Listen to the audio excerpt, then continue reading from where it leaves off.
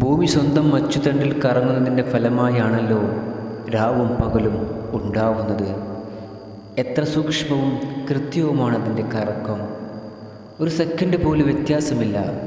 ഏതാനും ഗ്രാം മാത്രം തൂക്കമുള്ള ലോഹവാച്ചിൻ്റെ സൂചികളുടെ കറക്കത്തിൽ സെക്കൻഡുകളുടെയോ മിനിറ്റുകളുടെയോ വ്യത്യാസമുണ്ടാകുന്നത് നാം കാണുന്നു.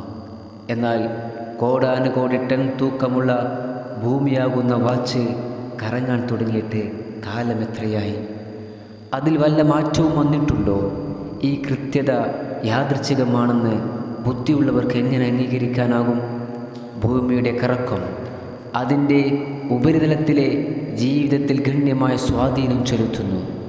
ക്രമീകൃതമായ ഈ കറക്കമില്ലെങ്കിൽ മഹാസമുദ്രങ്ങൾ പോലും വറ്റിപ്പോയേനെ.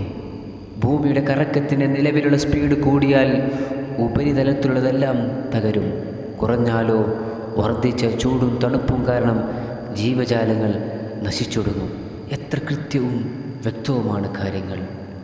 ഇതിന് ഒരു സൃഷ്ടാവിനല്ലാതെ ആർക്ക് സാധിക്കും?